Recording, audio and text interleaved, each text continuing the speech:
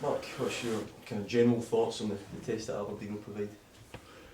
Well, I think we got, even though it was only 10 minutes, we got a flavour of it up there, and I think we felt, we felt competitive.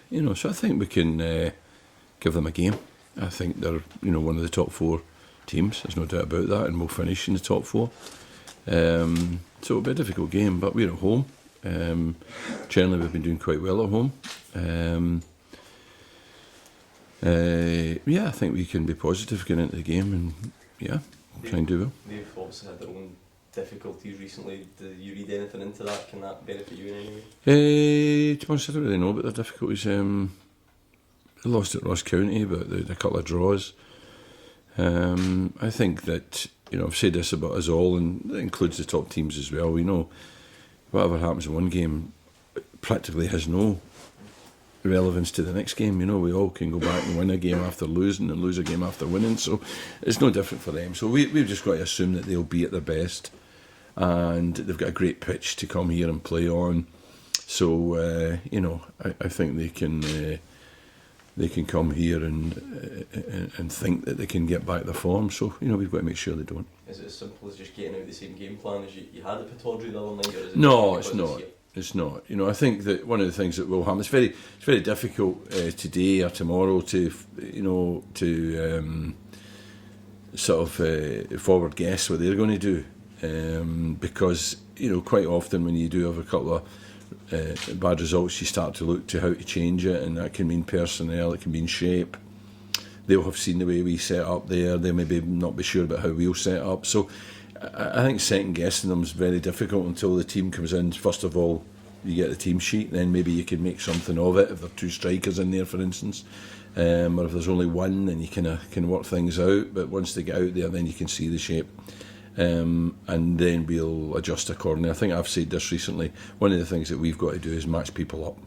So we'll be dictated to as much by how they roll out once the game starts as to how we feel about ourselves.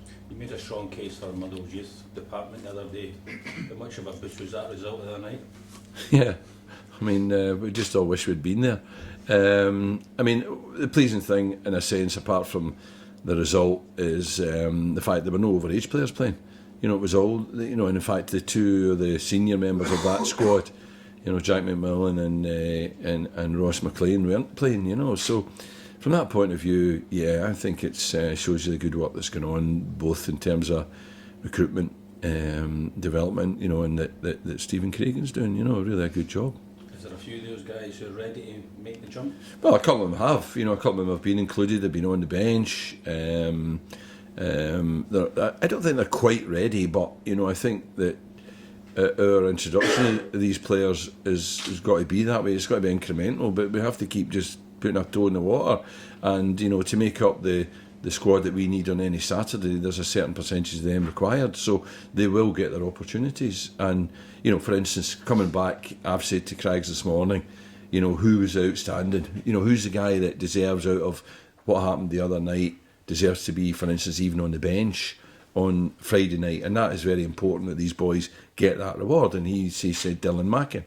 So Dylan's a boy that we've had a lot of hopes for, and from the day I first saw him at the club, but he's been slow to kind of really get up to speed, and now he seems to be starting to get the message. So that is an opportunity for me to at least put him on the bench, and if I get an opportunity to put him on, I'll get him on, and that will give him the encouragement that he's doing the right things. When I read that the average age was 17, that's pretty young, isn't it, for a under-20 league?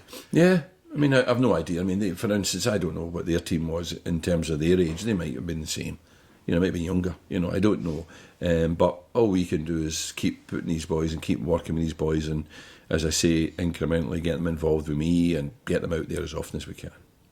What's any team news for? We're pretty much full complement, I think, as was.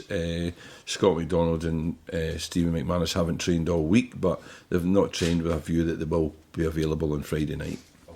Although, when I say they've not trained with the squad. They've been in the pool, and they've been on the bike and doing spinning classes and all the other stuff that they do when they're supposed to be training.